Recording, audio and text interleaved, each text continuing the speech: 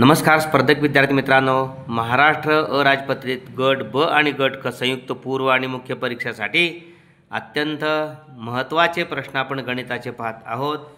या ठिकाणी प्रश्न आहे, समीरने जुना टीव्ही 4700 रुपयाला विकत घेतला, त्यासाठी 800 रुपयाची दुरुस्ती केली, त्याने तो 5800 रुपयाला विकला, तर त्याला शेकडा नफा किती झाला?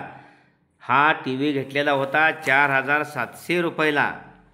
4700 रुपयाला घेऊन दुरुस्तीसाठी जो खर्च आला तो 800 रुपये खर्च आलेला आहे।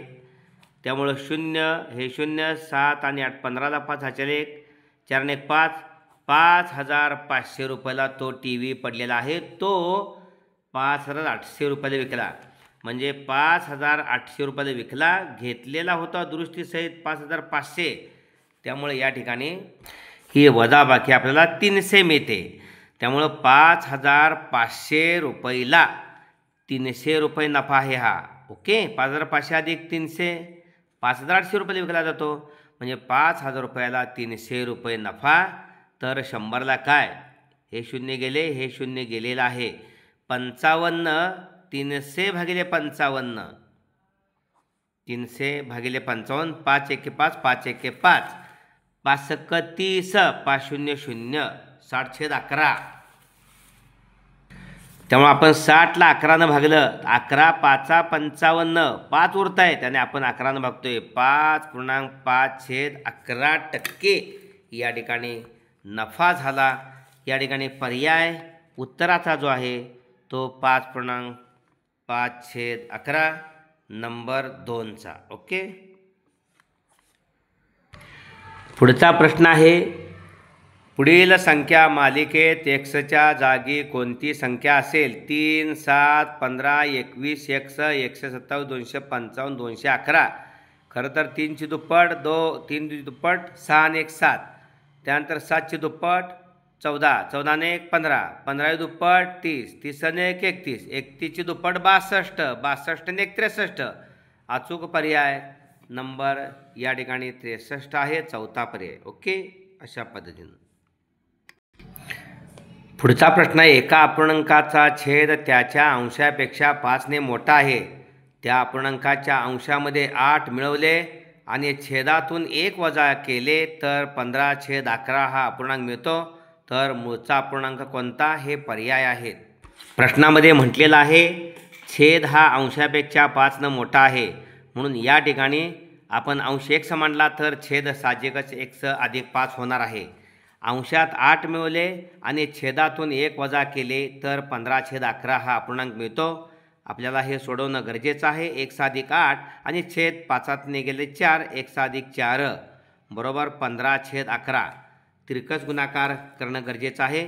या ठिकाणी 15 गुणिले x 15x अधिक 15 गुणिले 4 15 चौक 60 बरोबर 11 ने x अधिक 8ला 11x अधिक 88, 15x पलीकडला 11x मागा आला वजा 11x, स्वरूप पदे एकत्रित, पलीकडे 88 आहे आणि हा 60 पलीकडे गेला वजा 60 होणार, 15x म्हणून 11x गेले 4x आणि 88 म्हणून 60 गेले, 8 म्हणून 0 गेले 8 आणि 8तून 6 गेले 2, 28, x बरोबर 7, xची किंमत 7 आली। मूळ अपूर्णांक बघा इथं अंश 7 आहे आणि छेद त्याच्यापेक्षा 5 मोठा, म्हणजे 7×12, मूळ अपूर्णांक हा 7/12 असायला पाहिजे, म्हणून याचा अचूक पर्याय नंबर 3 आहे। ओके, पुढला प्रश्न आहे, वडील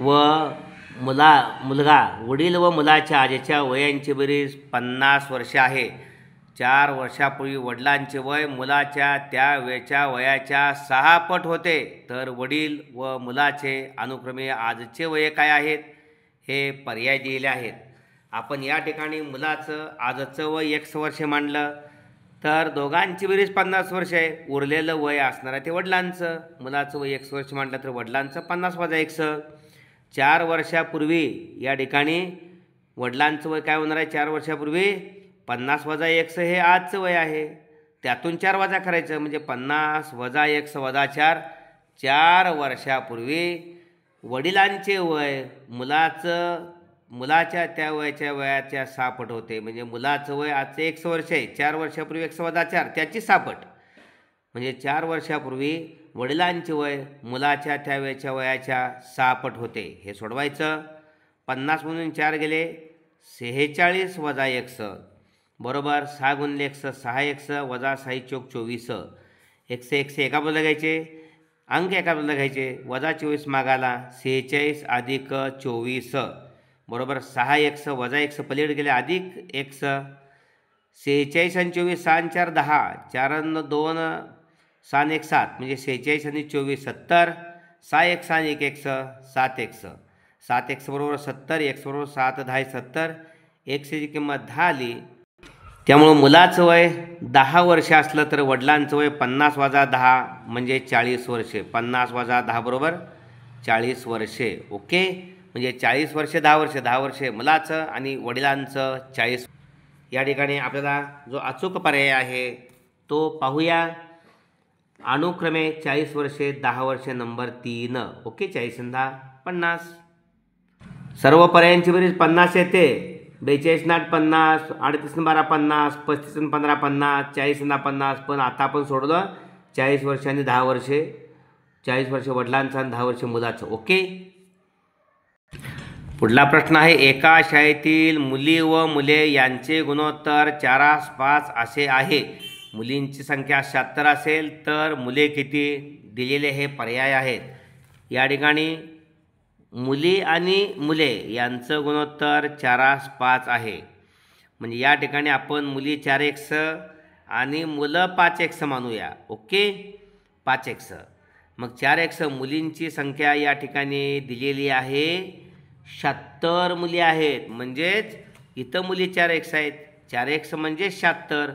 x बरोबर 76ला 4ने भागायचं. 4 1 4 7 8 4 गेले उरले 3 36 झाले 4 9 36 xची किंमत 19 आली. 19 आणि 5x मुलं आहेत म्हणजे 5 गुणिले 19 19 5 95 ही मुलं आहेत.